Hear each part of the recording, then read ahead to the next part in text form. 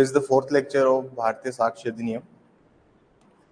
And in the last class, what we have discussed about conclusive proof. कि conclusive proof क्या होता है and how does it work और कैसे इसको law of evidence में लिखा जाता है. मैं थोड़ा सा और आपको conclusive proof के ऊपर लिखवाना चाहता हूँ. थोड़ा सा और हम इसको लिख सकते हैं क्योंकि RJ स्कीम में इसको पूछा गया है मेंस के अंदर, तो हम इसको थोड़ा सा और डिटेल में हम इसको डिस्कस कर सकते हैं.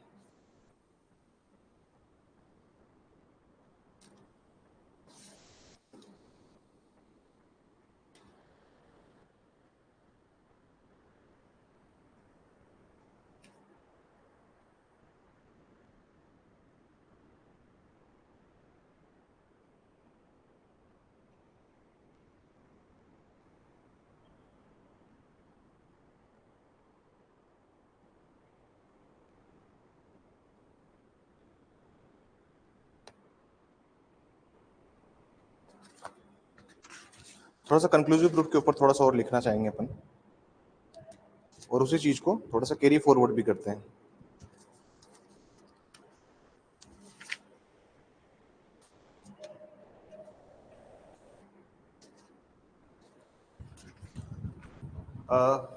लास्ट क्लास में किसी बच्चे का सवाल ये भी था कि सर क्वेश्चंस की लेंथ जो होती है वो कैसे डिटरमाइन की जाए कि कितना लेंथ में कितने सवाल को कितने देर तक और कितना उसको एक्सटेंड करके लिखना है. मैं उसके रिगार्डिंग भी कुछ आपको बात बताता हूँ.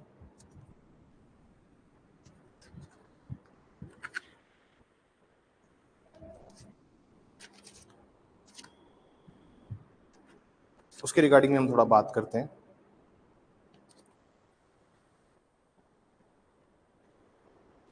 चलिए स्टार्ट करते हैं लेक्चर.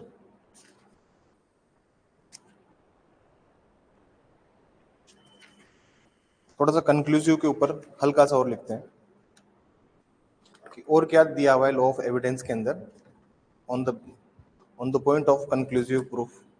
इसको थोड़ा सा और लिख लेते हैं. wherever it is mentioned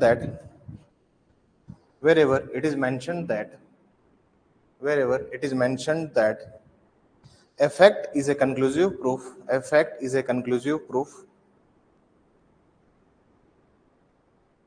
it means the court has no discretion. It means the court has no discretion at all. इसमें लिखिए आप लोग हिंदी मीडियम वाले छात्र. जहां कहीं भी किसी तथ्य को निश्चायक सबूत के रूप में प्रदर्शित किया गया है, तो इससे यह आशय है कि न्यायालय के समक्ष उस तथ्य को ना साबित करने का कोई विवेकाधिकार नहीं है.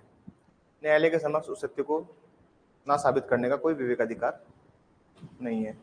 आज थोड़ा सा मॉर्निंग से थोड़ा सेट था मैं, और आई थिंक हमारे एक स्टूडेंट है, उनके फादर एक्सपायर हो गए, कल ही मुझे पता लगा. एंड इससे इररिपेरेबल लॉस टू एनीवन. वो सिंसियर थे जिनके फादर एक्सपायर हुए, एंड बहुत ही सिंसियर और बहुत ही हम्बल स्टूडेंट है. अब तो जनरली हम लोग, अब प्रॉब्लम ये होती है कि उसके साथ भी थोड़ा समय बिताना जरूरी है, उस लड़के के साथ भी. तो इसलिए आज मॉर्निंग से थोड़ा क्लास में मैंने डिले किया आज, क्योंकि मेरा ये मानना है कि if you are attached with the student, तो आप उनसे जब अटैच होते हो तो आपके लिए भी बहुत मुश्किल होता है चीज़ों को कैरी फॉरवर्ड करना. और recently I met with him also, जो भी एक्सपायर हो गए. एक फैमिली फंक्शन था where he has invited me and ma'am, and he said कि सर आप ही को इसका ध्यान रखना है और आप ही को इसको कुछ बनाना है. And I replied कि sir, yes, he is very intelligent. He can do many more things. और so it is very tough for me कि किसी का कोई साथ छोड़ देता है.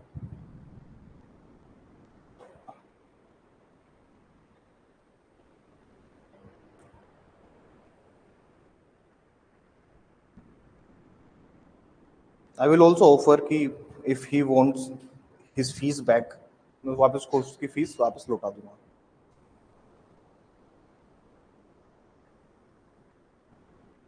It's a very sad affairs of things कि कोई स्टूडेंट के फादर इसे एक्सपायर हो जाते हैं, अनटाइमली डेथ. और रिसेंटली मैं उनसे मिला ही था, लगभग 15-20 दिन पहले ही मैं उनसे मिला हूँ, सावन के महीने में. It is very hard for me as well. मुझे पता है उसके साथ क्या बीत रही होगी. He is a very innocent person.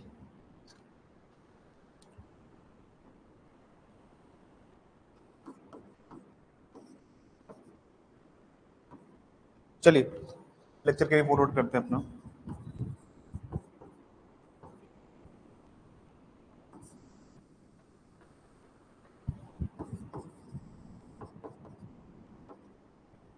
आप जब तक किसी से मिलते नहीं हो ना, आप इमोशंस अटैच नहीं होते. लेकिन जब आप किसी से मिलते हो, उसकी पूरी फैमिली को आप जानते हो, क्योंकि मेरे यहाँ पे स्टूडेंट नहीं है, एज ए फैमिली मेंबर है. मैं उनको कभी स्टूडेंट ट्रीट ही नहीं करता.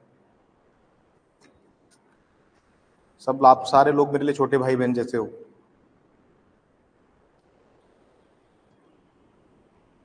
तो अपन मैं प्रेज्यूम की बात करते हैं और चीज़ों को थोड़ा सा और इन डिटेल जाके समझते हैं.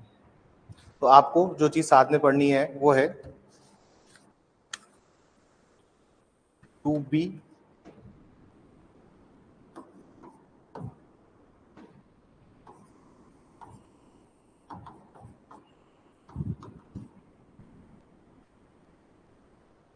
कोई भी स्टूडेंट अगर 2-3 दिन नहीं आता तो मैं उसको चुपचाप खुद से फोन कर देता हूँ कि क्या हो गया.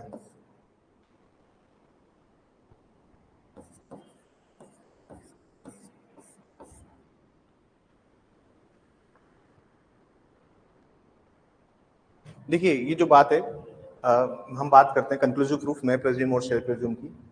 इसका जो नया फॉर्मूला बनेगा वो बनेगा BHL भिलवाड़ा. क्या बनेगा इसका?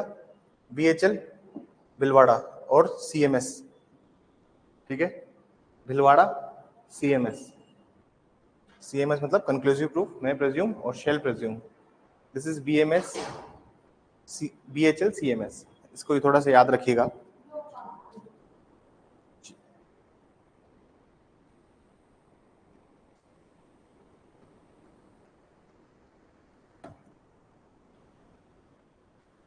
मैं प्रेज्यूम में लिखिए प्लीज, हेडिंग डालिए 2H. मैं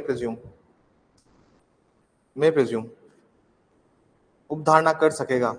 लिखिए इसमें wherever it is provided by this अधिनियम, wherever it is provided by this अधिनियम, wherever it is provided by this अधिनियम, wherever it is provided by this अधिनियम, that court may presume effect, that court may presume effect, that court may presume effect. It may either regard, it may either regard, it may either regard, it may either regard such fact as proved, such fact as proved, unless and until, unless and until, unless and until it is disproved, unless and until it is disproved, unless and until it is disproved. और court में call, और court में call for proof of it, और court में call for proof of it, और court में call for proof of it, और court में call for proof of it.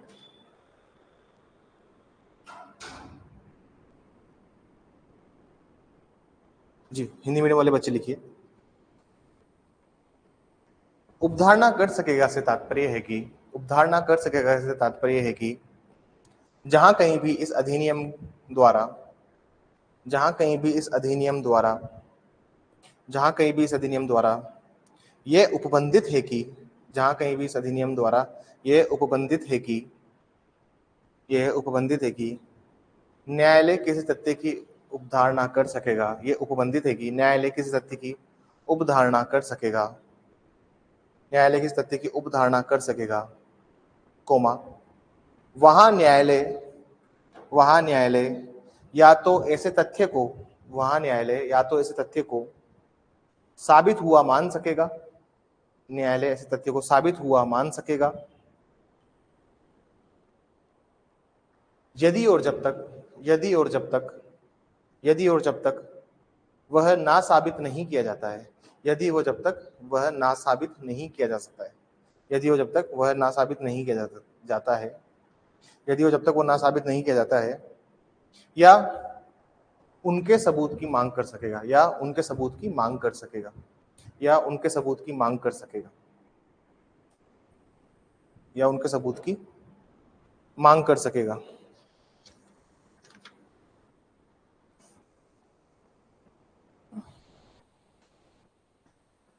इसमें लिखेंगे अब थोड़ा सा, here the court has discretion, line change करके लिखिए, here the court has discretion to presume a fact or not to presume a fact, here the court has discretion to presume a fact or not to presume a fact, यहाँ न्यायालय उपधारणा कर सकेगा, यहाँ न्यायालय किसी तथ्य की, ऐसे लिखिए, यहाँ न्यायालय किसी तथ्य की उपधारणा कर सकेगा, यहाँ न्यायालय किसी तथ्य की उपधारणा कर सकेगा, या उपधारणा नहीं कर सकेगा, या उपधारणा नहीं कर सकेगा। यह न्यायालय के विवेकाधिकार पर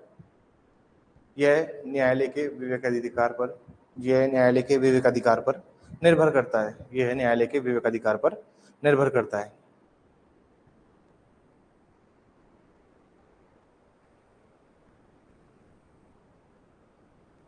ठीक है, मैं इनके एग्जांपल्स दिखाऊंगा अभी आपको, ठीक है ना। शेल प्रेज्यूम में आइए प्लीज, हेडिंग डालिए शेल प्रेज्यूम, हेडिंग डालिए 2L शेल प्रेज्यूम, 2L शेल प्रेज्यूम उपधारणा करेगा, शेल प्रेज्यूम उपधारणा करेगा। ये न्यूमेरिक्स क्यों जरूरी होते हैं, मैं आपको अभी पहले भी मैंने आपको बताया इस क्लास में, और मैं दोबारा बता रहा हूँ। जनरली क्या होता है कि मेंस का पेपर इतना लेंथी होता है कि आपके पास सोचने का समय नहीं होता कि डेफिनेशन कौन सी क्लोज में दी गई थी और कौन से सेक्शन नंबर में डेफिनेशन दी गई थी। याद करने का सिर्फ एक तरीका होता है, वो क्या याद करने का तरीका है सर? याद करने का तरीका है न्यूमेरिक्स। जैसे कल हमने क्या बनाया था, सीआईजे बनाया था, आपको याद रह गया। सेल प्रेज्यूम, में प्रेज्यूम, ये तीनों एक साथ ही आएंगे। ये तीनों अगर सवाल आएंगे तो ये 6 नंबर में सवाल पूछेगा आरजेएस में, 6 मार्क्स में आएंगे, 2 नंबर ईच होंगे। आप बैरेट को एज इट इज लिख के आओ इसमें, if you want to get marks. उसके अलावा क्या लिख के आना है वो भी मैं भी लिखवाऊंगा, इसके अलावा क्या लिख के आना है वो भी मैं आपको बताऊंगा कि इसके साथ क्या क्या लिख के आइए। और ठीक है, आपको अगर अच्छे मार्क्स चाहिए तो नेहा मैम की कॉपी देखी थी मैंने, एक आरटीआई में उन्होंने एक कॉपी निकलवाई थी जो मैम पढ़ाती है अपने यहाँ पे। ये 2019 में पूछा हुआ सवाल है शायद, उनको 6 में से 6 नंबर मिले थे इस सवाल में, 6 में से 6 नंबर। वो 6 में से 6 नंबर उनको ऐसे मिले क्योंकि उन्होंने कहाँ पे वो प्रोविजंस दिए हुए हैं उनको भी मेंशन किया अपार्ट फ्रॉम इट, वो भी मैं भी आपको करवाऊंगा। You will get the maximum marks once you go away with it. देखिए 1.5 साल का कोर्स होता है, 1.5 साल के लगभग का कोर्स होता है।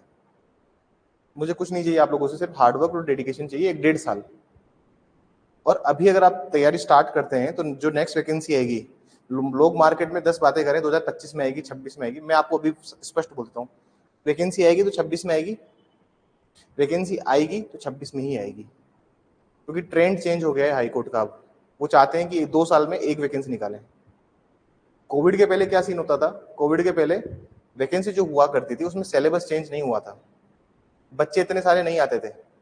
अभी क्या हो गया ना, बच्चे बहुत ज्यादा आने लग गए, क्योंकि 19 में सिलेबस इन्होंने बदला, उसके बाद कोविड आ गया, कोविड के बाद 21 में वैकेंसी आई। तो आप देखेंगे हर 2-2 साल में लोग वैकेंसी निकाल रहे हैं।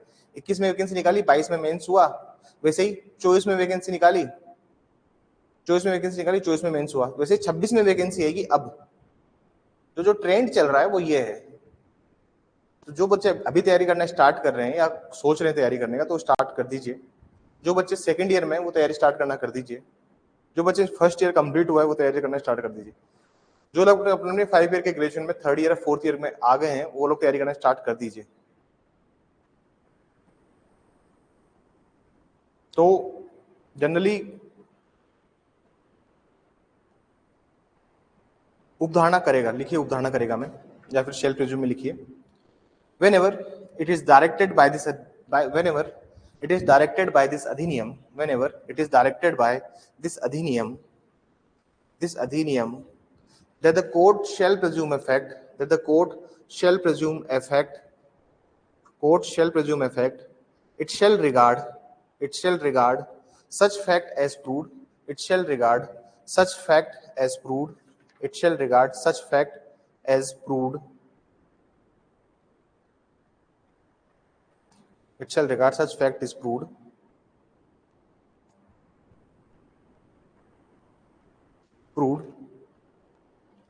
unless and until it is disproved, unless and until it is disproved, unless and until it is disproved। मैं आपको दोनों की डेफिनेशन का डिफरेंस बताऊंगा, रटने की जरूरत नहीं, समझाऊंगा।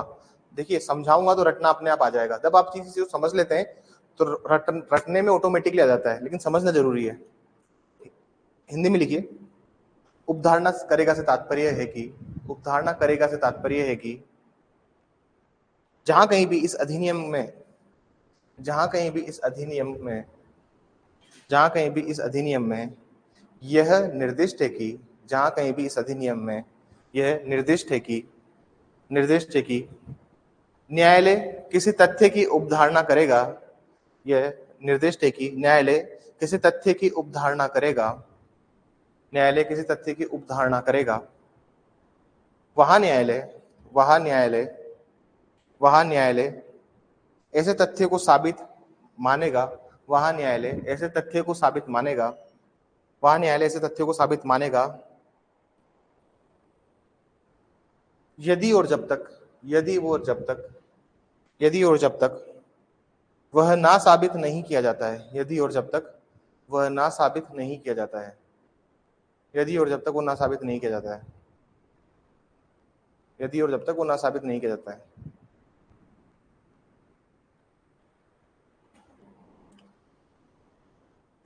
वो जो स्टूडेंट थे जिनके अभी एक्सपायर हो गए फादर, अभी लगभग बात होगी 15-20 दिन, महीने पुरानी बात थी, ज्यादा पुरानी बात नहीं है।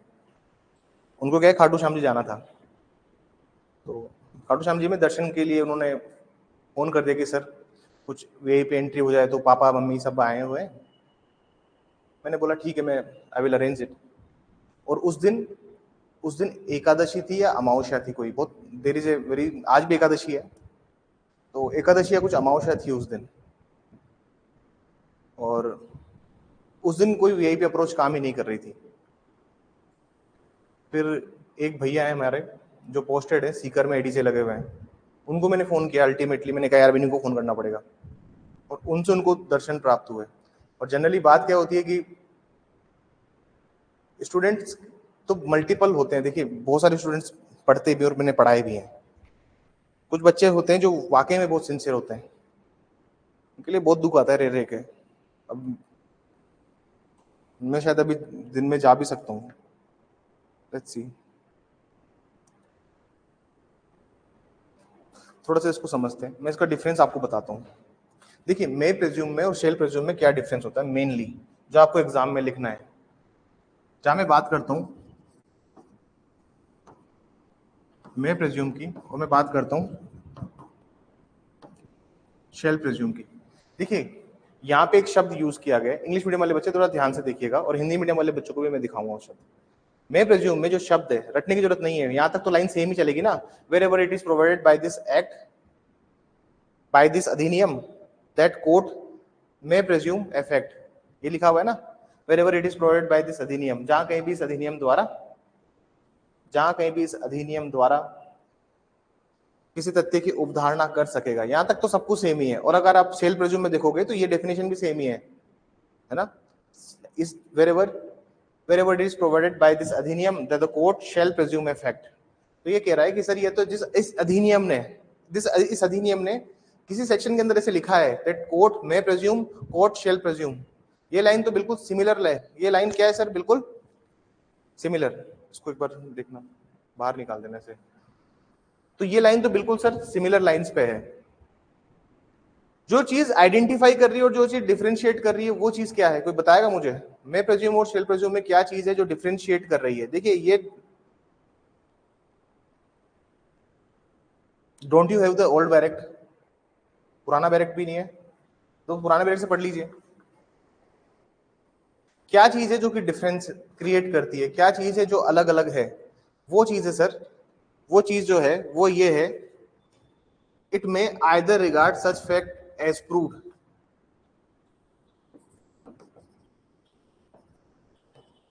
Either regard such fact as proved. मतलब अगर आप देखोगे यहाँ पे 100% क्या है सर, डिस्क्रिशन है कोर्ट का, कि कोर्ट उसमें माने या ना माने, कोर्ट की मर्जी है। अगर मैं आपको यही लाइन हिंदी में दिखाऊं तो लिखा हुआ है ना, वहां न्यायालय या तो ऐसे तथ्यों को साबित हुआ मान सकेगा, तो मतलब it's a purely discretion of the court, मैं प्रेज्यूम में, क्योंकि आइदर रिगार्ड बोल रहा है। ये लाइन इंपॉर्टेंट है, अगर आप मेंस लिख रहे हैं तो एग्जामिनर विल डेफिनेटली फाइंड कि ये लाइन आपने मेंशन की है या नहीं की है।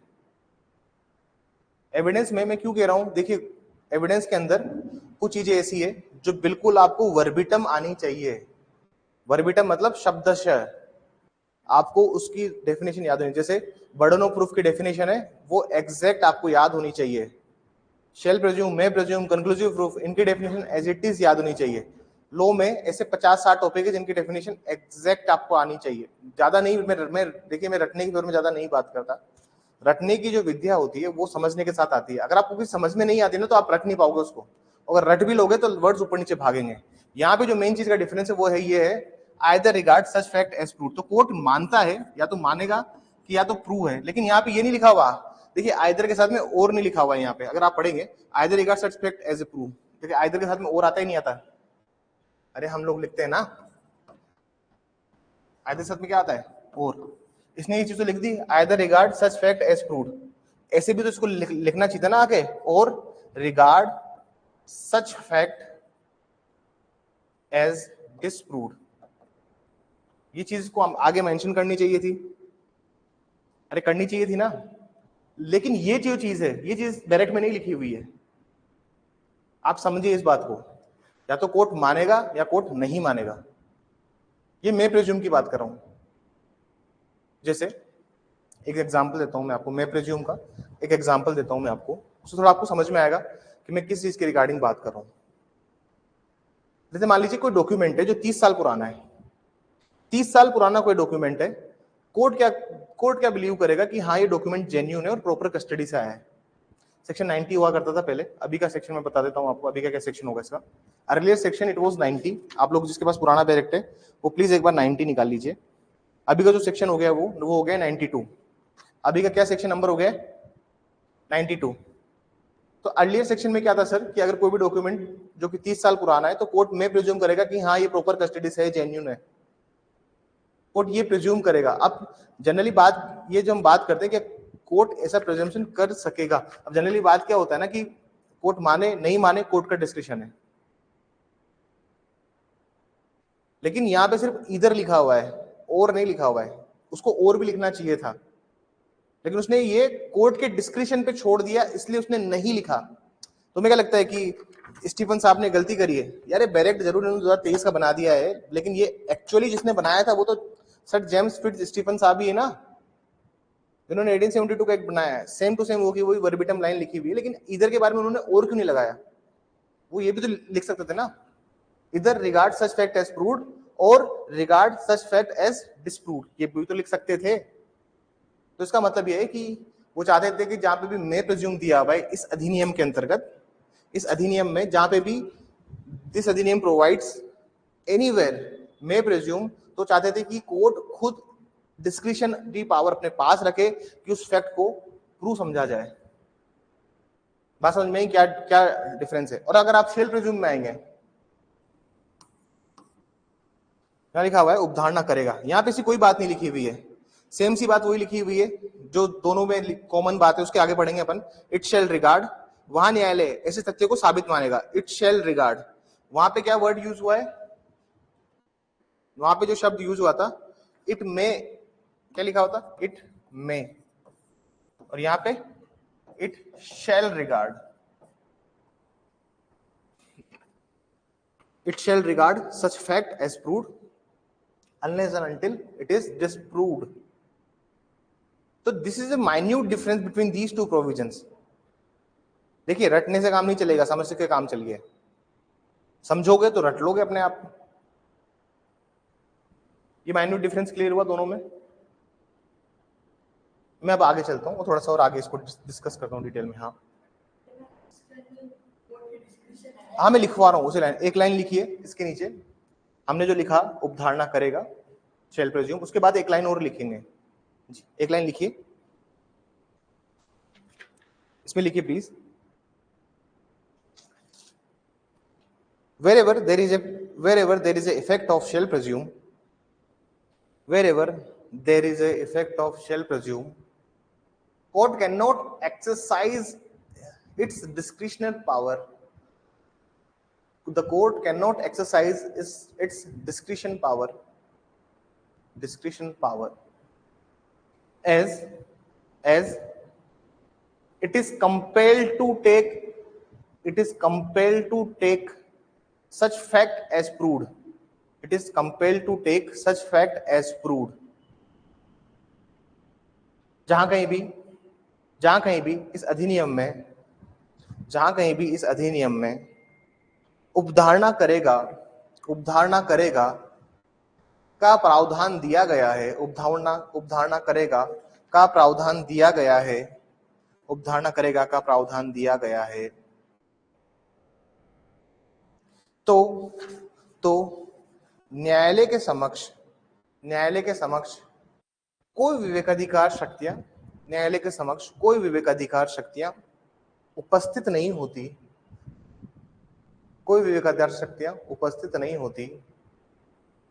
कि वह किसी तथ्य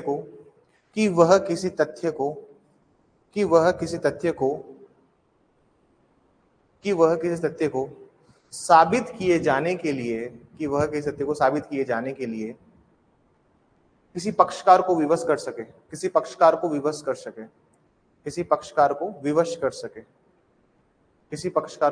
सके। देखिए सर, अगर डेथ हो गई, मैं इसका एग्जांपल देता हूं, मान लीजिए डेथ हो गई है डाउरी डेथ में, ठीक है, 7 साल के अंदर किसी महिला की मृत्यु हो गई, तो कोर्ट क्या प्रिज्यूम करेगा? कोर्ट ये शेल प्रिज्यूम करेगा कि जिसकी डेथ अकर हुई है, इसकी जो डेथ हुई है वो किस वजह से हुई है? डाउरी के रिलेशन में हुई है। और कोर्ट ये नहीं कहेगा कि चलो भाई ये अभियोजन को नहीं कहेगा, मतलब प्रोसिक्यूशन को नहीं कहेगा, जो विक्टिम है उसको नहीं कहेगा। प्रोसिक्यूशन कौन है इसमें? जो वुमन जिसकी डेथ हो गई है, विक्टिम, प्रोसिक्यूशन वही है, वो उनको नहीं कहेगा चलो तुम साबित करो 7 साल के अंदर तुम्हारी मृत्यु हुई है, डाउरी के चक्कर में हुई है। तो डाउरी किस टाइम मांगी थी इन्होंने, कोर्ट ये इस टाइप का बिहेवियर नहीं लेगा, तो कोर्ट ऑटोमेटिकली ये मान लेगा कि हाँ ऐसा हुआ है, और बर्डन ऑफ प्रूफ शिफ्ट होकर कहां चला जाएगा? डिफेंस पे,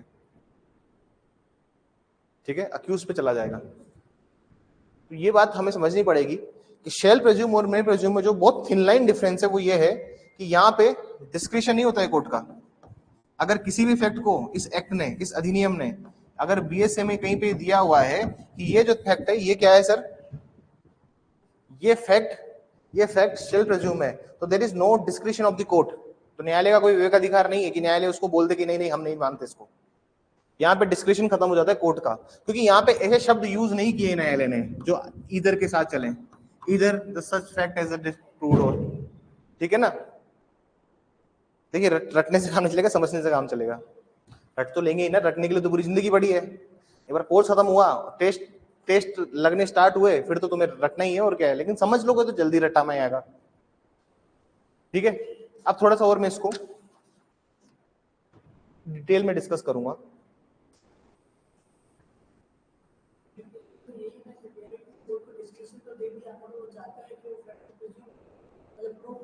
हाँ, अगर दूसरी पार्टी चाहे तो उसको अनटिल और उसको डिस्प्रूव कर सकती है, जस्ट एविडेंसेस देके।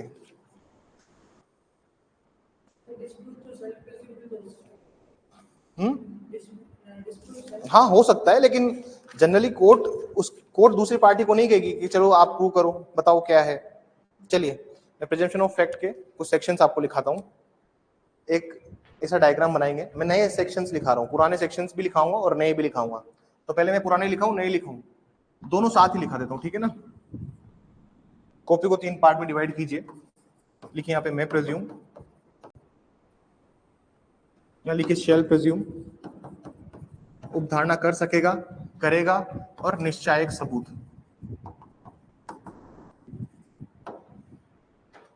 उपधारणा कर सकेगा, करेगा और निश्चायक सबूत। थोड़ा सा इसको समझते हैं और थोड़ा सा इसको करते हैं। अपने जी एक और अनाउंसमेंट करनी थी मुझे। अपने एपीओ के नोट्स 15-20 दिन में मार्केट में अवेलेबल हो जाएंगे सबको। एपीओ के नोट्स ज्यादा कॉस्ट नहीं रखेंगे, उसकी 1000-1500 रुपए में कॉस्ट रखेंगे। हिंदी मीडियम और इंग्लिश मीडियम दोनों के लिए मार्केट में नोट्स आ जाएंगे और वो अवेलेबल हो जाएंगे एपीओ वाले बच्चों के लिए। नोट्स जो होंगे ये क्लास नोट्स के, जो अपने क्लास में जो नोट्स हैं वैसा ही कंटेंट ले लो, ठीक है।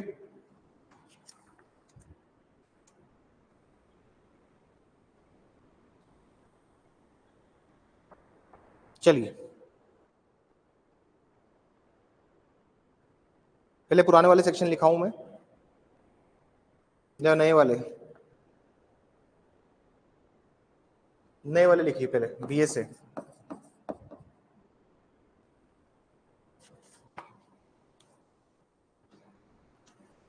बीएसए के पहले लिख लेते हैं अपन, ठीक है ना।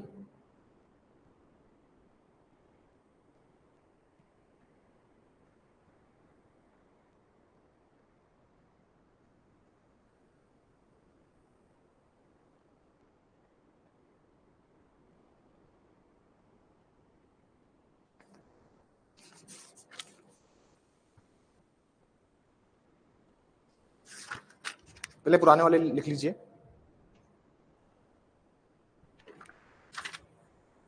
मैं प्रेज्यूम में कौन कौन से आ जाएंगे सर? अब 88, 89, 90, 92, 93,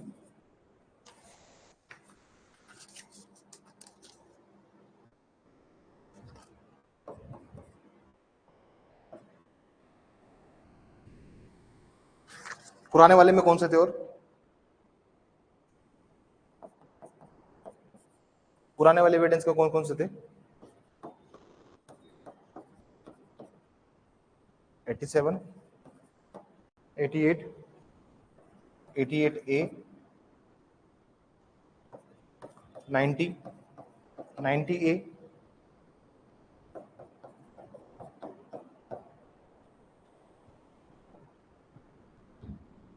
ये जो 88 है इसको आप डिलीट कर दिया, ठीक है ना, इसका कोई पैरेलल प्रोविजन नहीं है अब।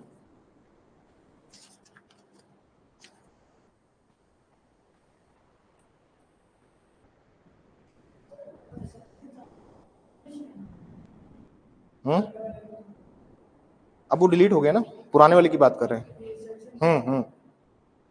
लिख लीजिए, लिख लीजिए, जल्दी जल्दी लिख लीजिए।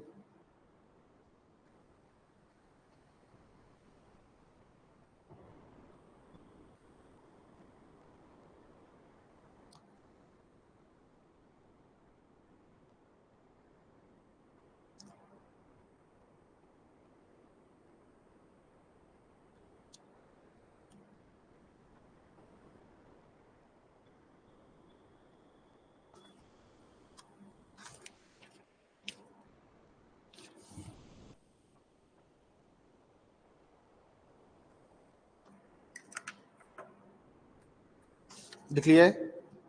डन।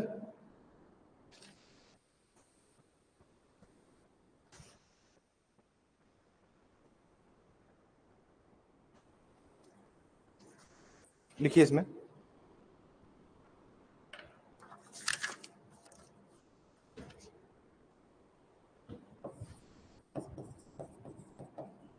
कौन कौन से नए नए सेक्शंस आ गए हैं सर? 78, 79, 80,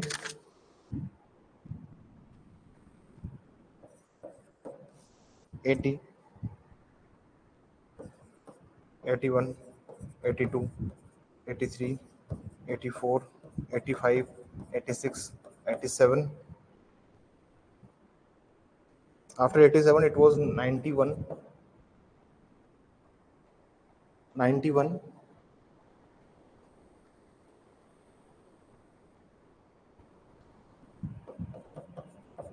115,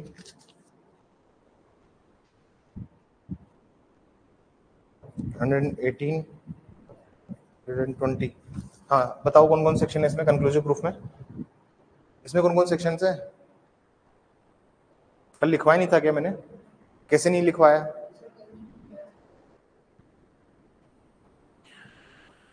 पढ़ाई करो यार, तुम लोग ना ऐसे मत करो, बहुत डिसअपॉइंट करते हो।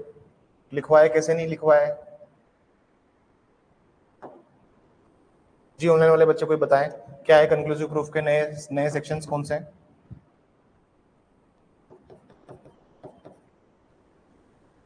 अभी ऑनलाइन वाले बच्चे बताएंगे।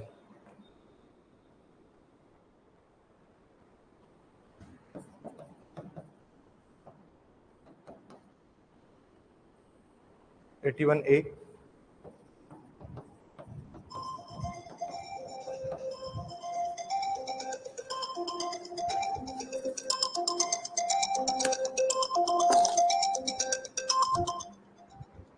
हेलो मैम, एक बार लेक्चर के फ्री होके फोन करूं मैं आपको?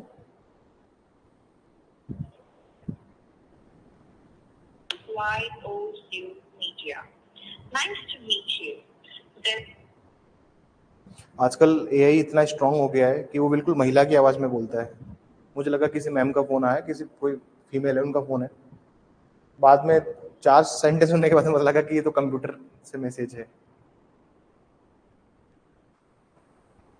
अरे नए वाले सेक्शन बताओ जो कल लिखवाए थे। वेरी गुड पूजा। क्या बोलूं मैं? नहीं लिखवाए कल मैंने ये? नहीं लिखवाया क्या कल ये? तो फिर नहीं लिखवाया नहीं लिखवाया? बिल्कुल मतलब यार डिसअपॉइंट करते हो आप लोग। छोड़ो, मैं भी मूड नहीं खराब करूंगा अपना, पहले ही बहुत मूड खराब है आज।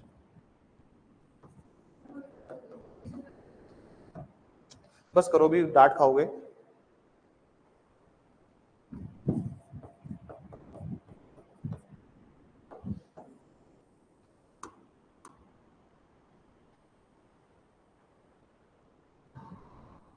कॉपी दिखा लो अपने, नोट्स देखो कल लिखवाया है। पढ़िए नोट्स, पढ़िए अपने।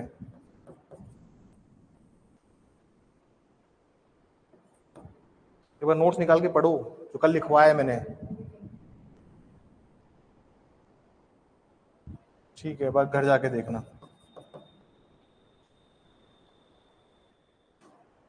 और ये भी सेक्शंस नोट कर लेना प्लीज।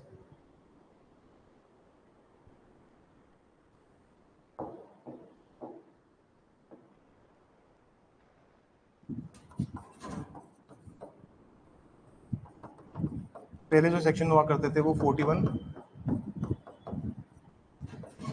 बहुत से लोग सेक्शन 4 भी मानते हैं इसमें। हम 4 माने न माने आपकी मर्जी है।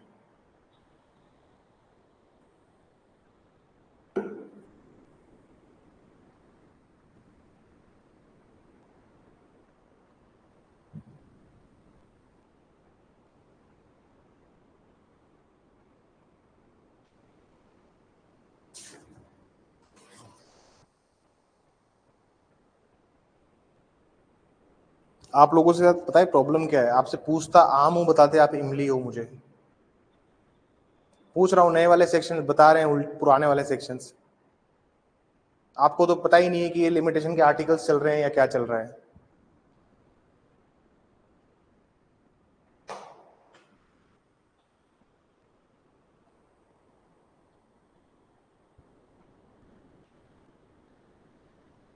थोड़ा सा पढ़ाई कीजिए और थोड़ा सा फोकस करके पढ़िए।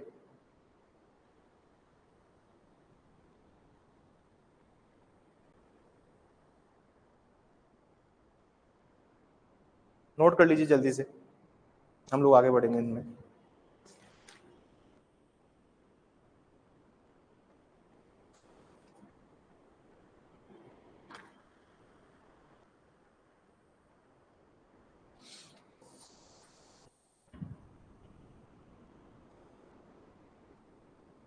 हेडिंग डालिए प्रिजम्पशन ऑफ फैक्ट।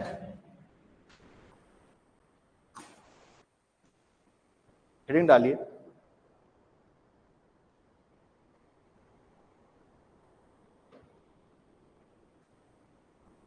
दो पार्ट में डिवाइड कर दीजिए इसको।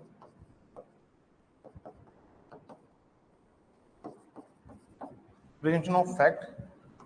देखिए दो तरह के प्रिजम्पशंस होते हैं, दो तरह की उपधारणा होती है।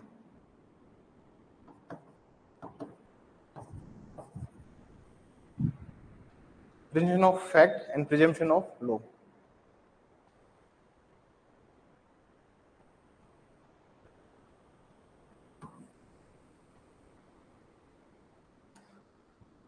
प्रिजम्पशन ऑफ फैक्ट जो है, इसके अंदर ही हम किसको मानते हैं?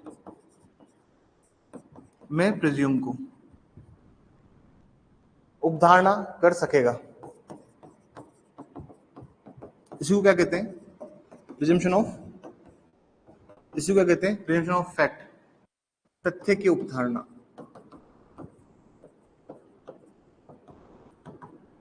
तथ्य की उपधारणा, और इसको बोलते हैं हम लोग विधि की उपधारणा। विधि की उपधारणा, तथ्य की उपधारणा।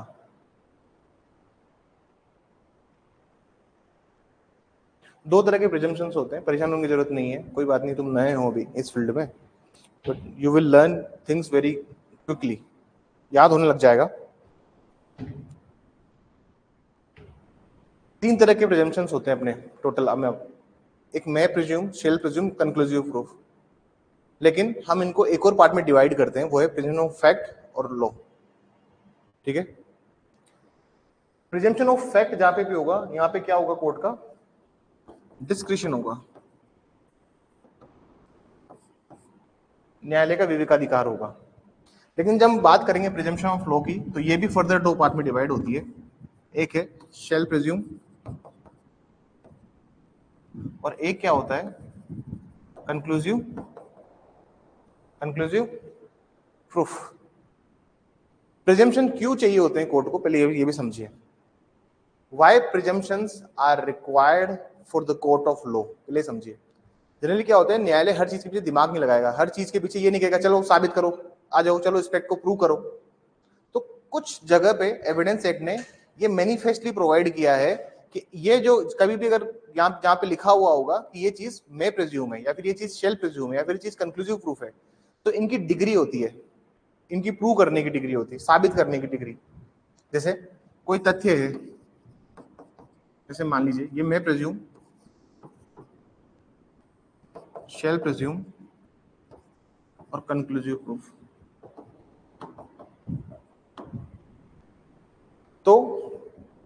तो मैं प्रिज्यूम के अंदर उपधारणा कर सकेगा के अंदर क्या होगा?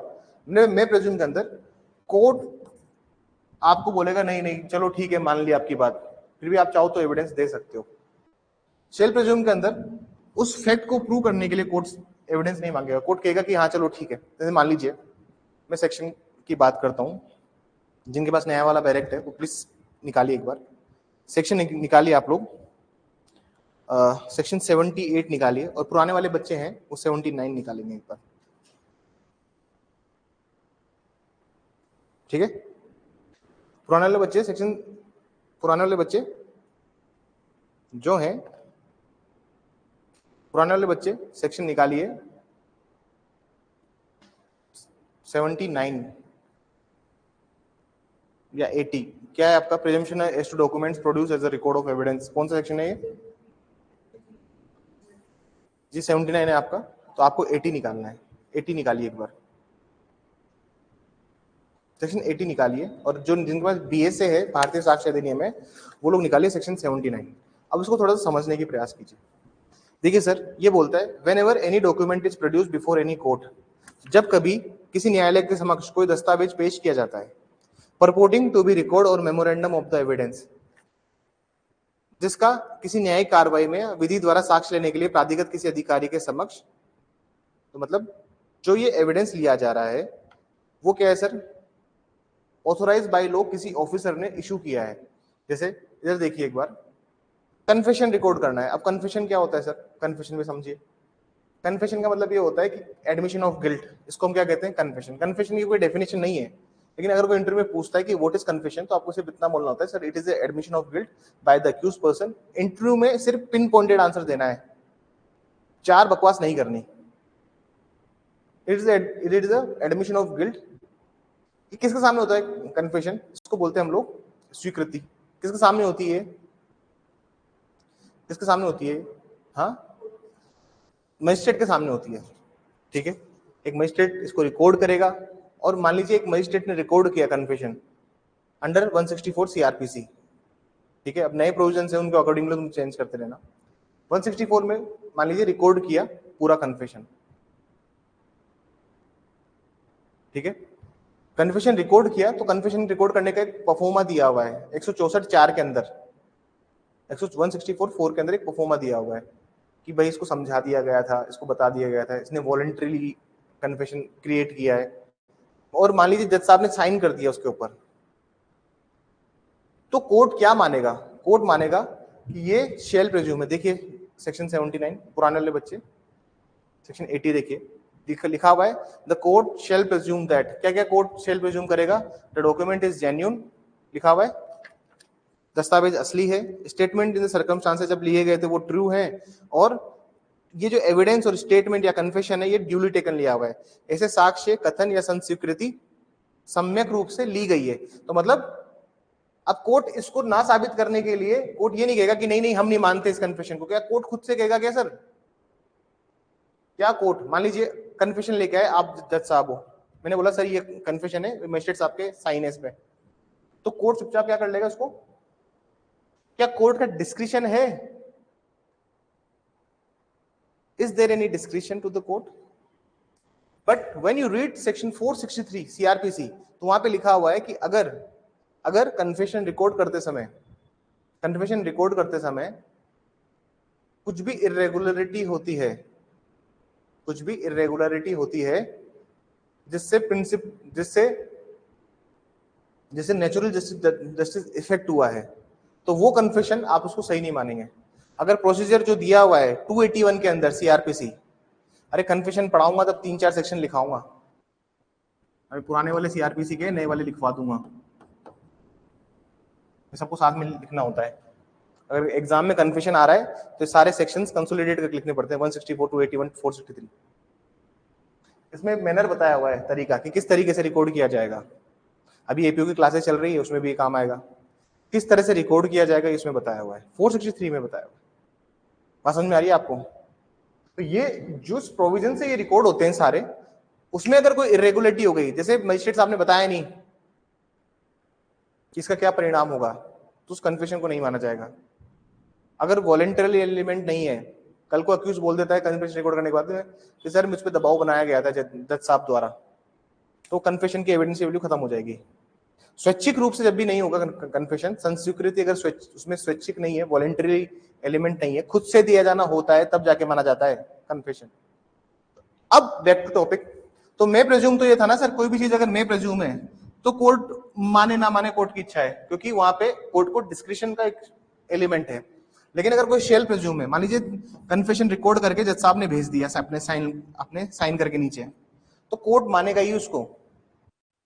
कोर्ट ये नहीं बोल सकता कि नहीं नहीं इस कन्फेशन को मैं ऑन द रिकॉर्ड नहीं लूंगा, मानना ही पड़ेगा। लेकिन पार्टीज के पास में एक ऑप्शन छोड़ा गया है कि वो चाहे तो उसको डिसप्रूव कर सकते हैं, ना साबित कर सकते हैं। बात समझ में आई? ये लिखा हुआ है ना, unless and until it is disproved, यदि जब तक कि वो ना साबित ना किया जाए, ये लिखा हुआ है। अब आते हैं कंक्लूसिव प्रूफ है। तो इनकी डिग्री ऑफ प्रोबेबिलिटी है, ये साबित करने की जो डिग्री है वो है ये। सबसे ज्यादा साबित करने की जो डिग्री है, सबसे ज्यादा जो साबित किया जाना वाला होगा वो होगा मैं प्रिज्यूम। फिर शेल और कंक्लूसिव प्रूफ में तो आपको कोर्ट एविडेंस देने से मना कर देगा। कोर्ट बोल देगा, जैसे किसी चीज के ऊपर कंक्लूसिव प्रूफ लिख दिया, जैसे वही लेजिटिमेसी वाला एग्जांपल लीजिए आप। अगर कोर्ट ने बोल दिया, if the court has stated that कि हाँ शादी के ड्यूरिंग द मैरिज ये जो सन या डॉटर ये से पैदा हुए हैं। 112 में भी बहुत सारे मिस्टेक हैं। एक बार देखता हूं इन्होंने मिस्टेक सही की नहीं की। आप लोग 112 निकालिए एक बार। आई डोंट नो इन्होंने वो सही किया होगा नहीं किया होगा, कॉपी पेस्ट ही किया इन लोगों ने पूरा एक थी।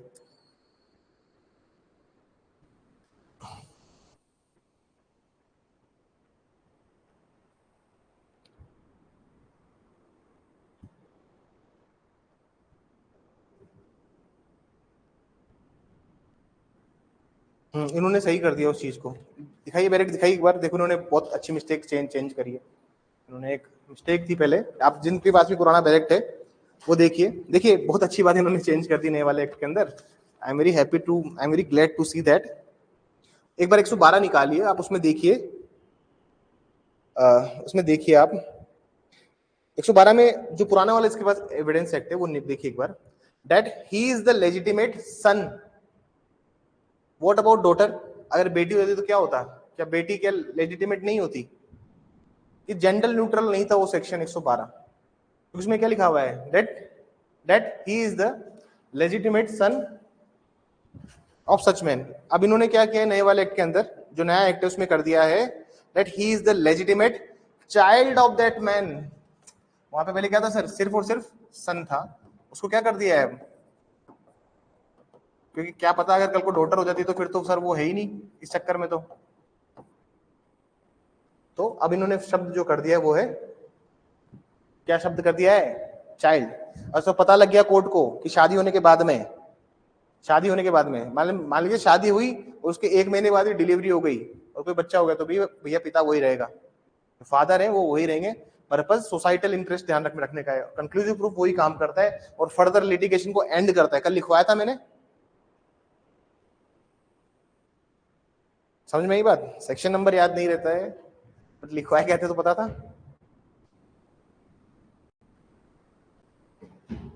ठीक है, ये बात यहां तक समझ में आई? बताइए मुझे। तो डिग्री ऑफ प्रूवेबिलिटी, साबित करने जाने की जो सबसे ज्यादा वरीयता है, वो किसको साबित करने की वरीयता सबसे हाई होगी? फिर शैल। और इसमें इतना ही कम हो जाएगा। बात समझ में आई कि हाउ डज इट वर्क? कैसे? अब भाई एविडेंस पढ़ रहे हैं तो किसको, किस फैक्ट को कितना साबित किया जाना है आवश्यक है। मतलब कोई भी फैक्ट को हम कितना साबित करें, कितना प्रूव करें कोर्ट के सामने, ये तो पता होना चाहिए ना हमें। कुछ तो चीज हो जिसको कोर्ट माने कि हाँ ये ऐसा हुआ होगा। ठीक है, चलिए अब एक और चीज होती है, उसको भी थोड़ा समझ लेते हैं।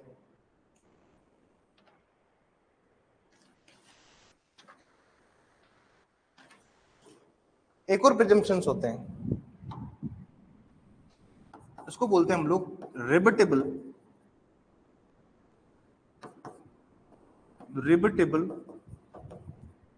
प्रिजम्पशन ऑफ फैक्ट,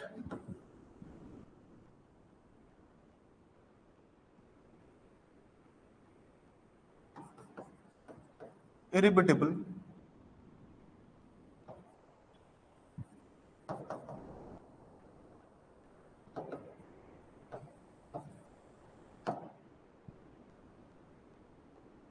इसको ऐसा ऐसे लिखिए,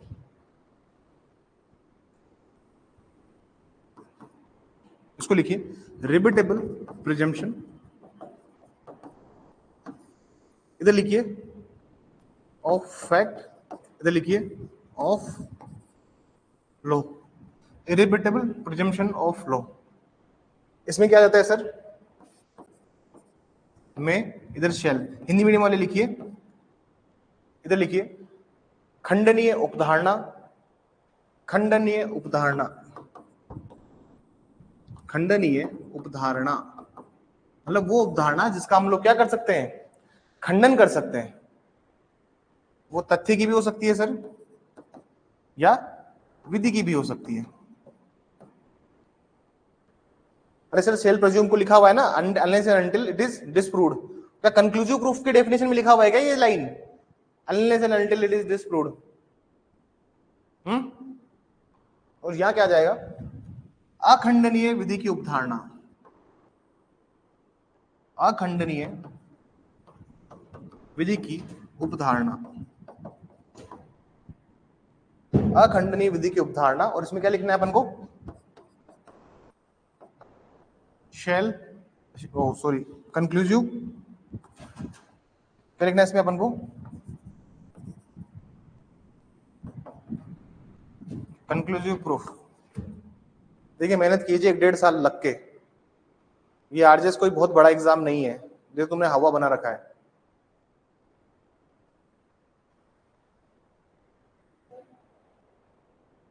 बोलिए। हम्म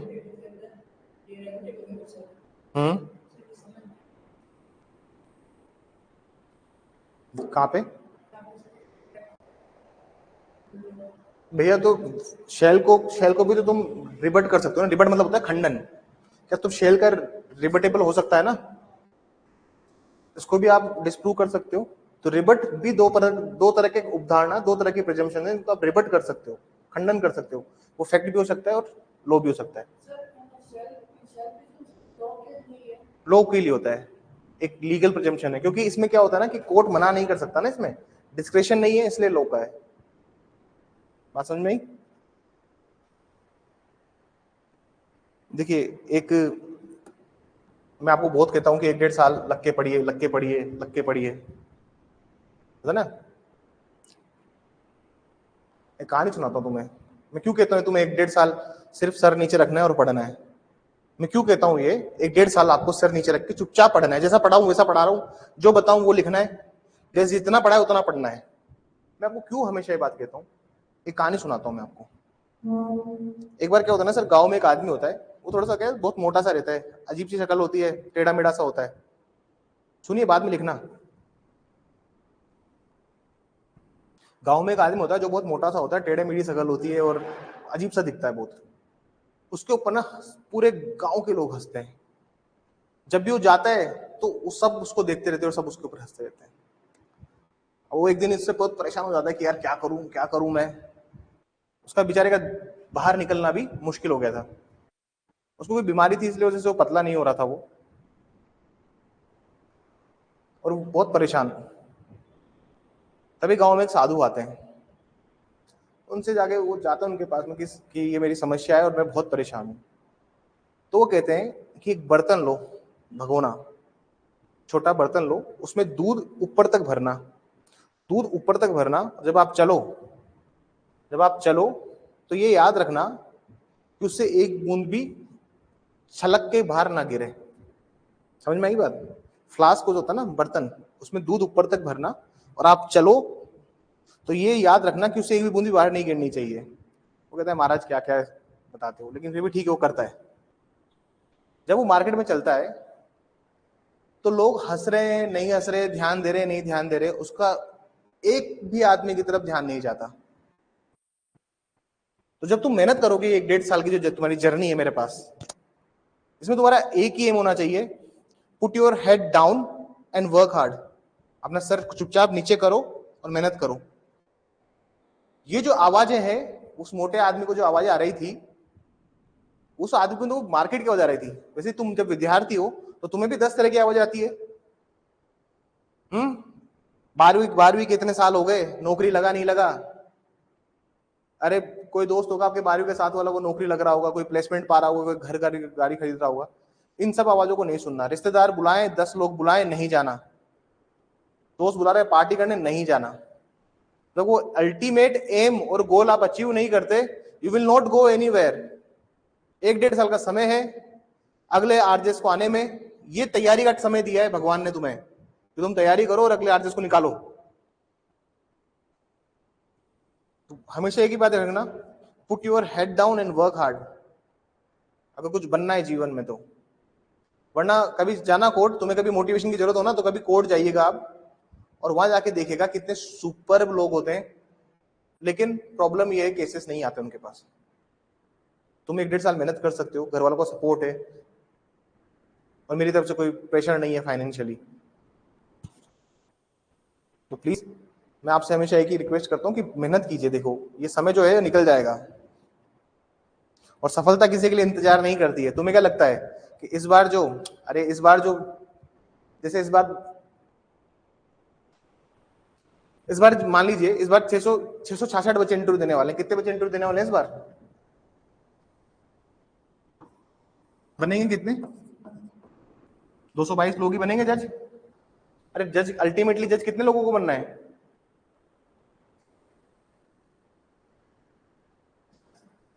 इतने लोग इंटरव्यू देंगे, इतने लोग ही बनेंगे बस अल्टीमेटली। बच्चे कितने गए? इतने लोग बच गए। क्या ये लोग अगली मान लीजिए नेक्स्ट वैकेंसी आती है 160 2026-27 की जो वैकेंसी आएगी, मान लीजिए इतनी आई 160 सीट्स है उसमें, इस हिसाब से तो इन्हीं को बनना चाहिए, बनते हैं क्या ये? क्योंकि सफलता किसी के लिए इंतजार नहीं करती है, ये याद रखना। सफल होने का समय है तो वो अभी है। ये 1-1.5 साल की मेहनत है। लाइफ में, तुम्हारी लाइफ में जो भी प्रॉब्लम चल रही है, अपना सर झुकाओ और चुपचाप काम करो। चलिए, आज के लिए इतना बहुत ज्ञान हो गया तुम लोगों के लिए। मेहनत कीजिए, लाइफ बहुत अनप्रेडिक्टेबल है। मेहनत करके हम जल्दी से बनेंगे जज, हमें उससे मतलब है, हमें और कोई मतलब भी नहीं होना चाहिए। एक इसके डिफरेंसेस लिखेंगे अपन, क्या करेंगे?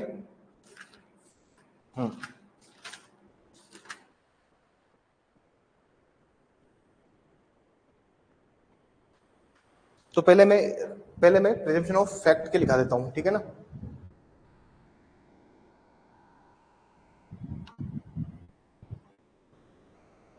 रिबटेबल, इधर हेडिंग लिखिए, प्रिजम्पशन ऑफ फैक्ट,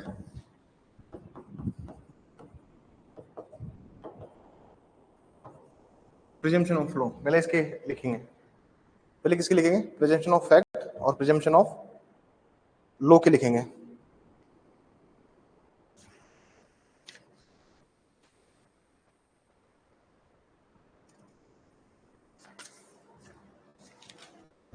इधर लिखिए, तथ्यों की उपधारणा और विधि की उपधारणा। तथ्यों की उपधारणा और विधि की उपधारणा, पहला पॉइंट लिखेंगे, this presumption is based on human conduct, this presumption is based on human conduct, this presumption is based on human conduct. यह उपधारणा मानवीय आचरण पर आधारित होती है। यह उपधारणा मानवीय आचरण पर आधारित होती है। This presumption is based on human conduct. इधर लिखिए, this presumption is based on law, this presumption is based on law. यह उपधारणा विधि पर आधारित होती है। This presumption is based on law, यह उपधारणा विधि पर आधारित होती है। इधर लिखिए, there is a discretion of court, there is a discretion of court to presume or not to presume, there is a discretion of court to presume or not to presume। ये न्यायालय का विवेकाधिकार है कि तथ्य को उपधारित करे या नहीं, तथ्यों को उपधारित करे या नहीं। The court shall presume and it is obligatory, the court shall presume and it is obligatory। न्यायालय उपधारित करेगा और यह आज्ञापक है।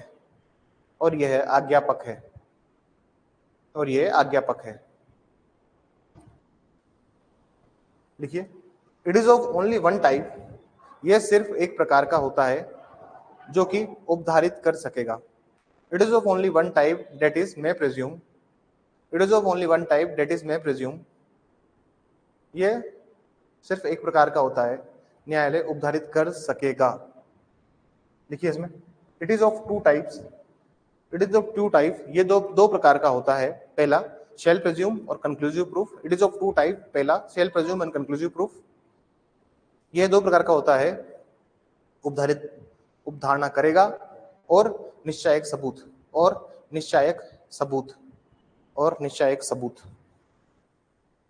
चलिए, अब इसके डिफरेंसेस लिखेंगे अपन। हेडिंग डालिए दोनों में, जल्दी लिखिए सर, ये हेडिंग डाल लीजिए, रिबर्टेबल प्रिजम्पशन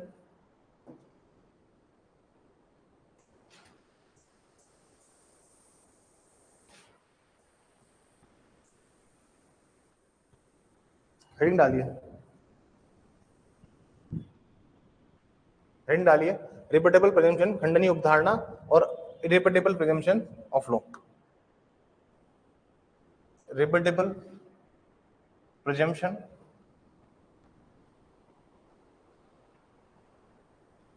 और इरेपेटेबल प्रिजम्पशन लॉ को काट दीजिए।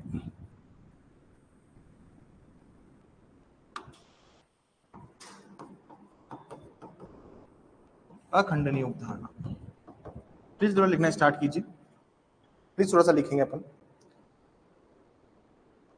नहीं आ रहा।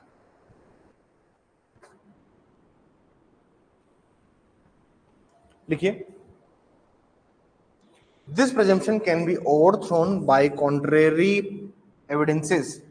This presumption can be overthrown by contrary evidences. विरोधाभासी साक्ष्य न्यायालय में प्रस्तुत कर विरोधाभासी साक्ष्य न्यायालय में प्रस्तुत करके विरोधाभासी साक्ष्य न्यायालय में प्रस्तुत करके इस उपधारणा को खंडनीय किया जा सकता है। इस उपधारणा को खंडनीय किया जा सकता है। इस उपधारणा को खंडनीय किया जा सकता है। इस उपधारणा को खंडनीय किया जा सकता है। This presumption can be overthrown by the contrary evidences. इधर लिखिए, इधर लिखेंगे एक बार अपन।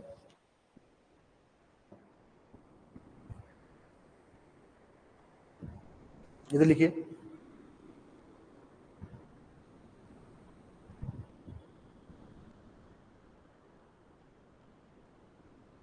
पहला कौन लिखेंगे? The court cannot allow to disprove a fact which is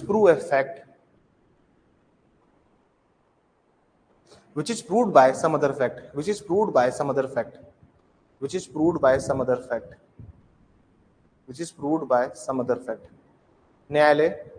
न्यायालय किसी तथ्य को ना साबित करने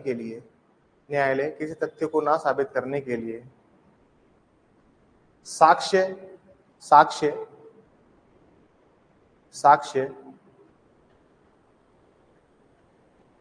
स्वीकृत नहीं करेगा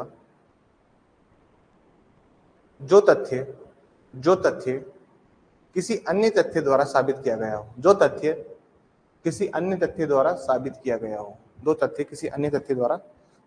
गया हो। एक लाइन इसमें मैक्सिम लिखेंगे, इसी में एक मैक्सिम लिखिए please. conclusive proofs are juris et de jure. Juris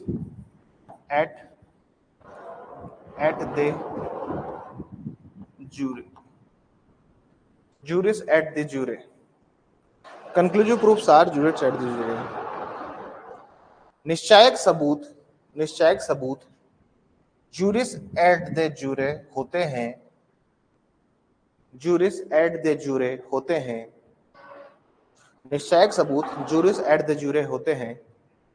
Conclusive proofs are juris et de jure. It means incapable of rebut.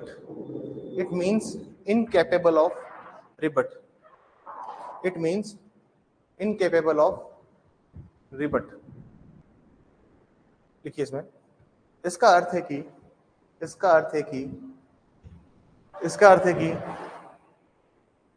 खंडन करने की अयोग्यता।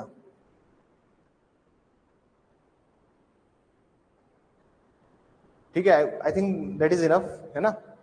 ठीक है, तो बेसिक फंडामेंटल समझ में आया होगा हमें। मैं प्रेज्यूम, शेल प्रेज्यूम, कंक्लूसिव प्रूफ का। तो सर जब भी 2 नंबर में सवाल आएगा, so you have to write all this things. जब भी 2 नंबर में सवाल आएगा, आपको ये सब चीजें लिखनी है, ये सारे सेक्शंस भी लिखने हैं साथ में कि कहाँ पे दिया हुआ है। अब ये बीए से है, अगर टाइम हो तो एविडेंस के भी सेक्शन लिख सकते हैं आप। समय है तो लिखिए, वरना तो इसको कोई मैंडेटरी नहीं है कि आप इसको लिखें। समय है तो सिर्फ बीए से लिखिए। अगर आपको लगता है कि समय बच रहा है तो आप इसको भी लिख सकते हैं।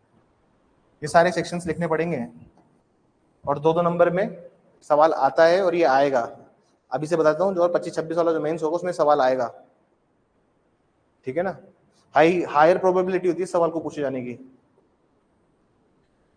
ठीक है, this question will definitely come in examination. ठीक है, अब आगे चलते हैं अपन। आगे किसकी डेफिनेशन दी हुई है? एक डेफिनेशन का गेम और करते जा रहे हैं अपन। चलिए, डॉक्यूमेंट को समझते हैं और डॉक्यूमेंट क्या चीज होती है उसको देखते हैं।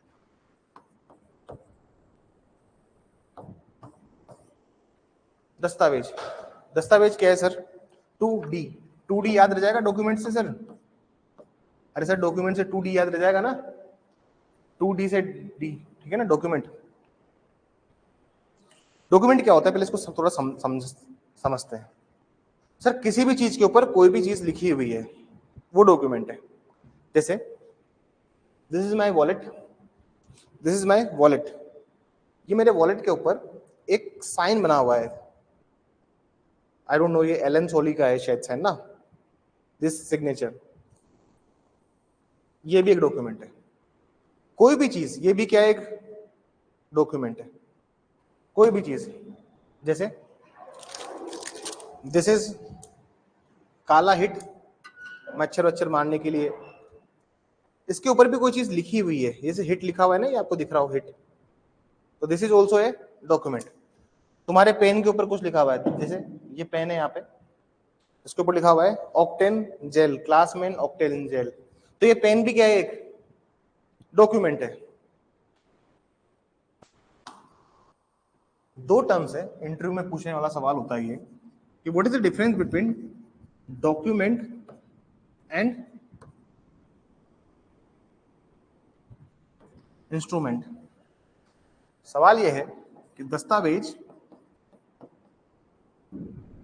और लिखत, इसमें क्या अंतर है? डॉक्यूमेंट और इंस्ट्रूमेंट में क्या डिफरेंस है, ये भी एक सवाल है। इसको भी हम अभी डिटेल में डिस्कस करेंगे कि क्या डिफरेंसेस होते हैं इनके बीच में, how documents are different from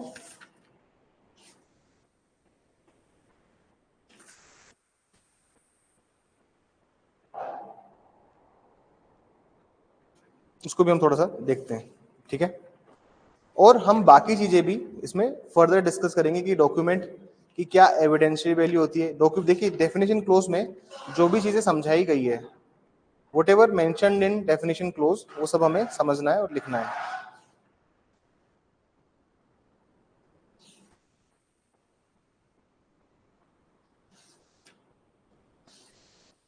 चलिए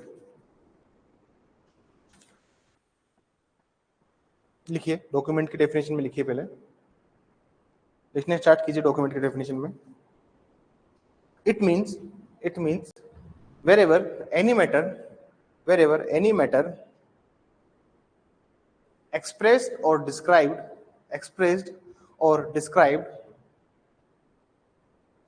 or otherwise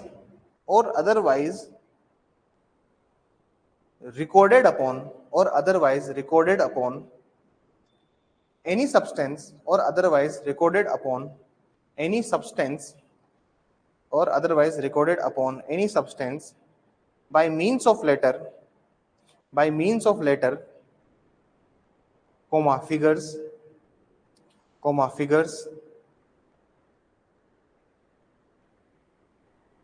or marks, or by any other means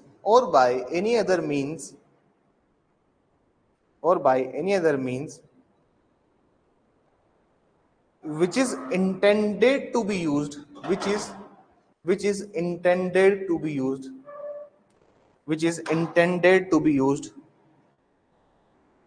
for the purpose of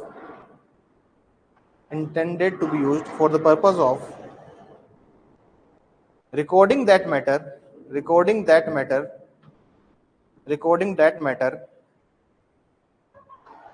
and it also includes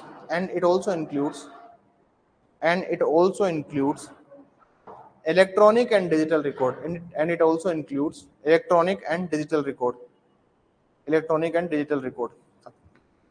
Hindi medium वाले बच्चे लिखिए प्लीज।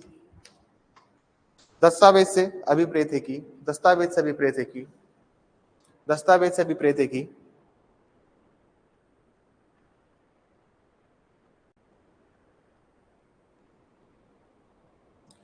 जिसे पदार्थ या अक्षरों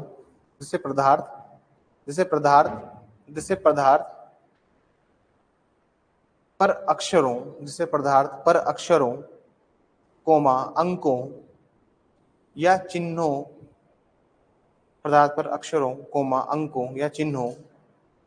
के साधन द्वारा चिन्हों के साधन द्वारा या उनमें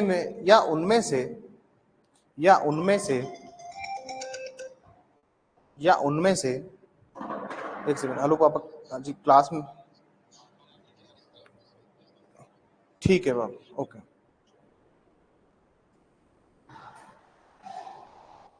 अंकों या चिन्हों के साधन द्वारा या उनमें से एक से अधिक साधनों द्वारा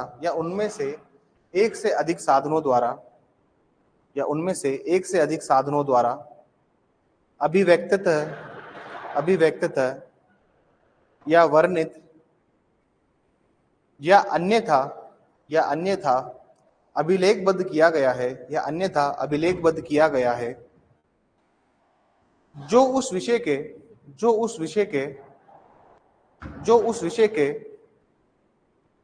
अभिलेखन के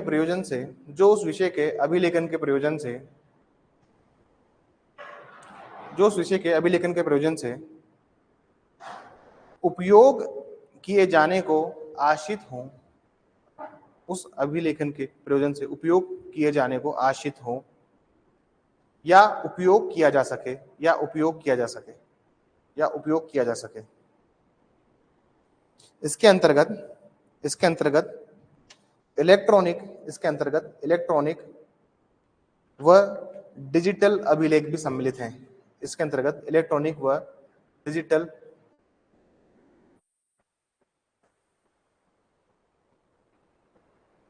अभिलेख भी सम्मिलित हैं।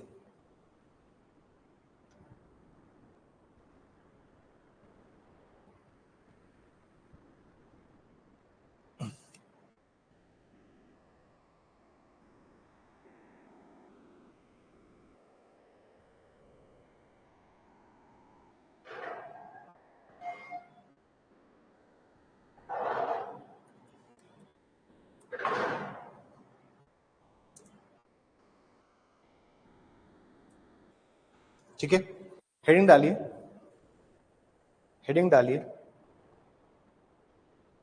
What is the difference between document and instrument? What is the difference between document and instrument?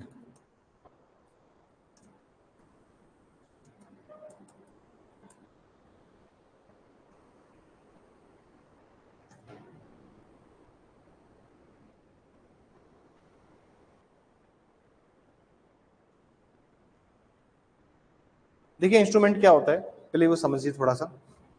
Document तो मतलब हर चीज जो भी लिखी हुई है किसी भी चीज के ऊपर एक्सप्रेसली या फिर इम्प्लाइडली, वो चीज डॉक्यूमेंट है। लेकिन इंस्ट्रूमेंट क्या होता है सर? इंस्ट्रूमेंट वो डॉक्यूमेंट होता है वो डॉक्यूमेंट जिसके अंतर्गत कोई राइट और लायबिलिटीज का जिक्र किया हो, वो इंस्ट्रूमेंट होता है। मतलब कोई भी डॉक्यूमेंट जो आपके राइट्स के बारे में बता रहा है या फिर लायबिलिटी के बारे में, जो आपके अधिकारों और कर्तव्यों के बारे में आपको बता रहा है, वो क्या है सर? इंस्ट्रूमेंट है।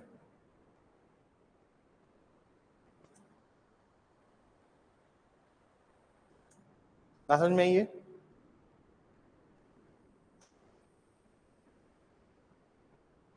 एग्जाम्पल बताऊं इसका? अरे कॉन्ट्रैक्ट है या नहीं है? एग्जाम्पल कॉन्ट्रैक्ट एग्जाम्पल है। देखिए, इंस्ट्रूमेंट को अलग अलग जगह, देखिए बहुत से लोग ये कहते हैं, बहुत से लोग अलग अलग तरीके से इसको इंटरप्रेट करते हैं। मैं आपको जनरली बात बताता हूँ। बहुत से लोग कहते हैं कि इंस्ट्रूमेंट वो होता है जिसमें सेक्शन 17-18 रजिस्ट्रेशन एक्ट के अंदर रजिस्टर्ड होना मैंडेटरी है, वो चीज इंस्ट्रूमेंट है। अब 17-18 क्या बोलते हैं सर? कि कौन से डॉक्यूमेंट है जिनको रजिस्टर्ड होना चाहिए, वो डॉक्यूमेंट इंस्ट्रूमेंट है। लेकिन अगर इसकी एग्जैक्ट डेफिनेशन अगर मैं आपको बताऊं कि जहां पे इसको डिफाइन किया गया है, तो मैं इसकी डेफिनेशन आपको बताता हूं। टेलीग्राफिक एक्ट या पोस्ट, हाँ, इंडियन स्टाम्प एक्ट है, वहां पे इसको डिफाइन किया गया। लिखिए, लिखिए एक बार इसमें, इंस्ट्रूमेंट में लिखना स्टार्ट कीजिए प्लीज।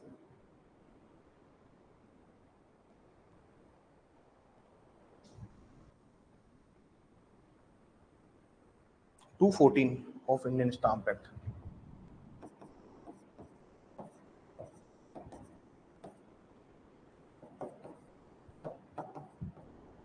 वहां पे किसको डिफाइन किया गया है? इंस्ट्रूमेंट को। लिखिए इसमें, it includes every document, it includes every document by which any right or liability is, it includes every document by which any right or liability is or purports to be created, is or purports to be created, transferred, limited, extended,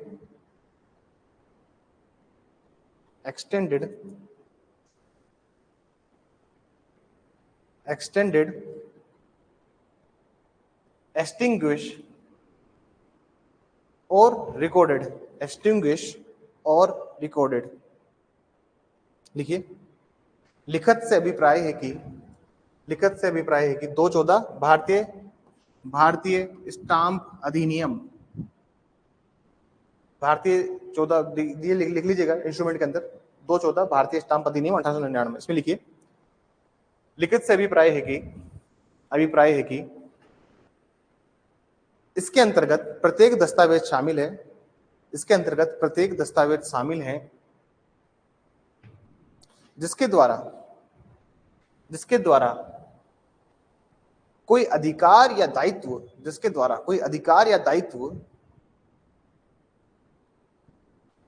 निर्मित होता हो, स्थानांतरित होता हो, सीमित होता हो या विस्तारित होता हो,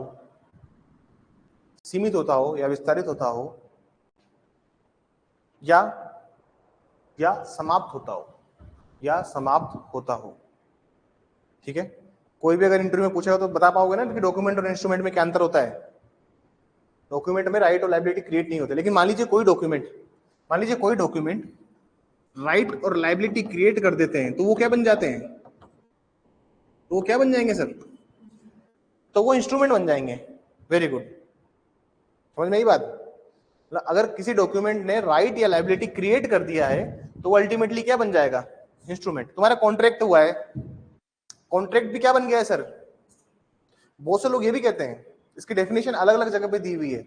जैसे एक जो डेफिनेशन इसकी दी हुई है, मैं आपको वो भी बता देता हूं।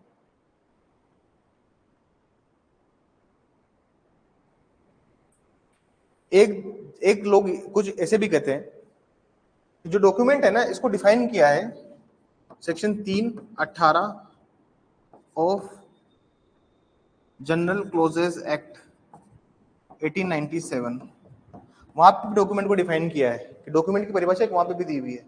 जनरल क्लोजेस एक्ट क्या होता है? जनरल क्लोजेस एक्ट कुछ नहीं करता सर, डेफिनेशन प्रोवाइड करता है, ठीक है ना। जनरल क्लोजेस एक्ट मतलब सब पे लागू होता है जनरल क्लोजेस एक्ट। इसने बोला है कि अगर कोई डॉक्यूमेंट जिसको रजिस्ट्रेशन एक्ट के अंदर जो गया हुआ है, वो चीज क्या बन जाएगी? सर? वो बन जाएगी इंस्ट्रूमेंट। क्या बन जाती है सर वो? अगर किसी डॉक्यूमेंट का रजिस्ट्रेशन हो गया है, रजिस्ट्रेशन तो उसी डॉक्यूमेंट का होता है ना सर, जो राइट और लायबिलिटी क्रिएट करता है। अरे भैया, तुमने सेल डीड हो गई, लीज डीड हो गई, अब इनका रजिस्ट्रेशन क्यों मैंडेटरी है? क्योंकि ये राइट और ड्यूटी और लायबिलिटी प्रोवाइड कर रहे हैं आपको। समझ में आया? अरे ये पॉइंट समझ में आया आपको? इस वजह से तो this is the definition, this is the overall thing जो मैं आपको समझाना चाह रहा हूं।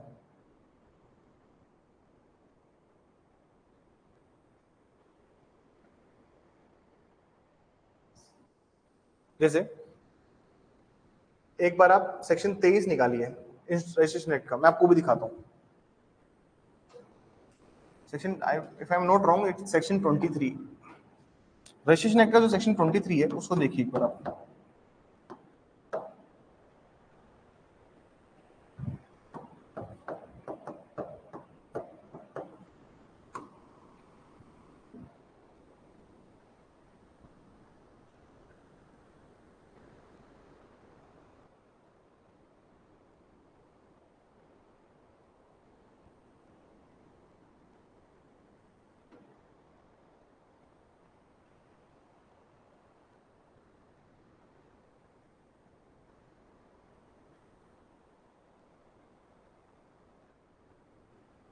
इसमें पढ़िए subject to the provision contain no other document than a will shall be accepted in registration. मतलब there is no requirement of, एक विल जैसी चीज है, मैं आपको जो समझाना चाह रहा हूं वो सुनिएगा कि एक विल ऐसी चीज होती है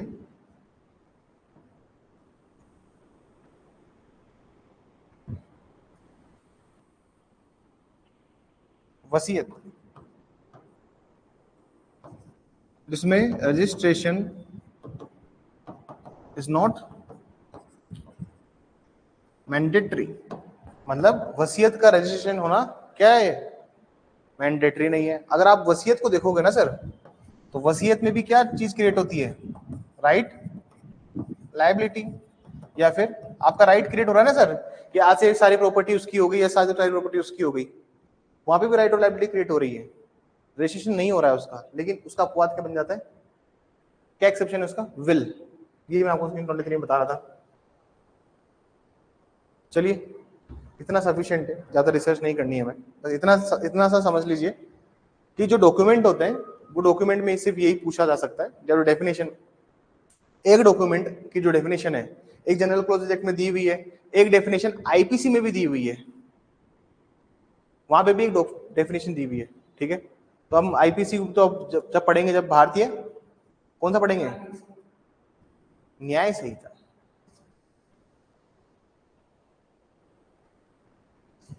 कोई बात नहीं, इलस्ट्रेशन देखिए, इलस्ट्रेशन देखिए, इलस्ट्रेशन बोल रहा है writing is a document. Writing क्या है सर, डॉक्यूमेंट। ये जो मैंने लिखा है ना इस पे, सुनिए सर, ये जो लिखा है ना सर मैंने, ये भी एक डॉक्यूमेंट है। कुछ भी मैंने लिखा है यहाँ पे वो सब क्या है सर, एक डॉक्यूमेंट है। मैं जो भी चीज यहाँ पे नोट कर रहा हूँ वो सब क्या है, डॉक्यूमेंट है। हर चीज जो मैं नोट करता हूँ वो डॉक्यूमेंट है। तो ए राइटिंग इज ए डॉक्यूमेंट, एक लेख दस्तावेज है। आगे देखिए, words printed, lithograph, photographed art document. मुद्रित, शिला मुद्रित या फोटो चित्र सब क्या है सर, दस्तावेज है, वो भी डॉक्यूमेंट ही है। आगे देखिए, मैप और plan is a document. Map और प्लान इज ए डॉक्यूमेंट लिखा हुआ है। इलस्ट्रेशन नोट कीजिएगा, इलस्ट्रेशन पूछे जाते हैं।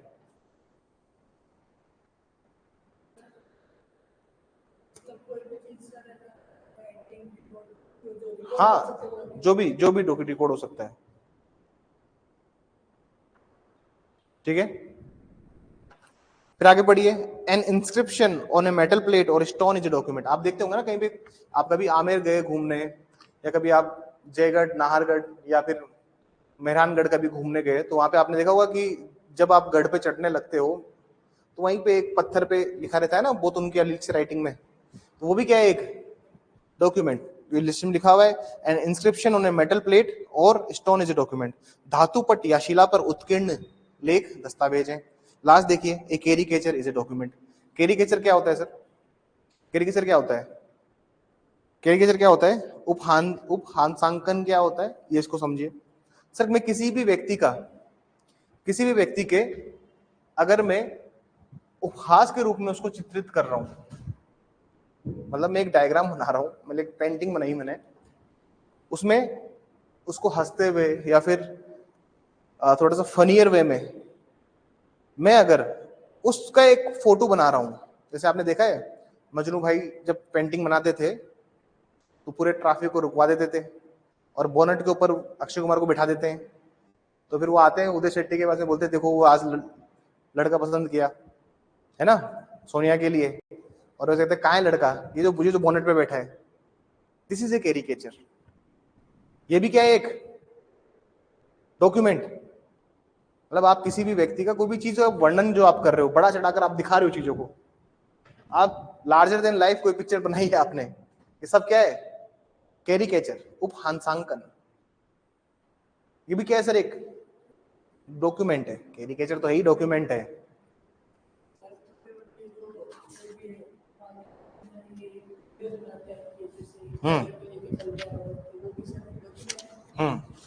एक इलस्ट्रेशन देखिए, एक इलस्ट्रेशन देखिए, डॉक्यूमेंट के फॉर्म में ही आता है वो भी। एक इलस्ट्रेशन देखिए, क्योंकि देखिए डॉक्यूमेंट की डेफिनेशन में क्या लिखा हुआ है? अरे डॉक्यूमेंट की डेफिनेशन में नहीं लिखा होगा लास्ट में, includes electronic and digital record. तो आप वीडियो फोटो भी बना रहे हो तो वो भी क्या है? एक डॉक्यूमेंट, क्योंकि इसमें इलेक्ट्रॉनिक और डिजिटल रिकॉर्ड भी इंक्लूड है। एक इलस्ट्रेशन देखिए, ये इलस्ट्रेशन नया जुड़ा है, इलस्ट्रेशन 6 देखिए, an electronic record on email. आपका भी सवाल का जवाब देता हूं। An electronic record on email, server log, document on computer, laptop, smartphone, message, website, location evidence. Location का एविडेंस भेजते ना सर कि कौन से उस पर हो आप, किस लोकेशन पर हो आप, जो लोकेशन का आपने एविडेंस भेजा है वो भी क्या है? हाँ जी, हाँ सर बताइए। स्टार्ट हो गया काम? फोन करो ना तो उन्हें। अरे मैं तो क्लास में हूँ अभी, तभी तो कल आपसे कहा था कि कांटेक्ट करना आप उनसे। अरे तो उनको कहते ना जल्दी करें। ठीक है यार।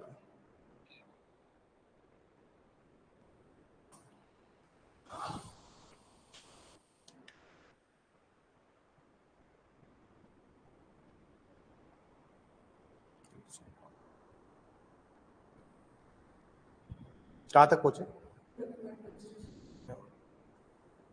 डॉक्यूमेंट, हाँ, laptop, smartphone, message, website, locational evidence, voice mail messages stored in digital devices are document. अब इन्होंने बहुत क्लेरिफाई कर दिया है कि हर चीज क्या है सर? डॉक्यूमेंट है। ईमेल क्या है? डॉक्यूमेंट है। लोकेशन भेजिए, मैसेज है व्हाट्सएप में, वो भी डॉक्यूमेंट है। ठीक है ना सर? इलेक्ट्रॉनिक मैसेज लिखा हुआ है ना इसके अंदर, voice mail messages stored in digital devices are document. तो ये जो नया लिस्टेशन इन्होंने जोड़ा है, ये इन्होंने बहुत एग्जॉस्टिव कर दिया है। कल हम पढ़ेंगे एविडेंस और फिर फैक्ट। फैक्ट में बहुत टाइम लगेगा, ठीक है ना? कल क्लास यहाँ से स्टार्ट होगी। चलिए।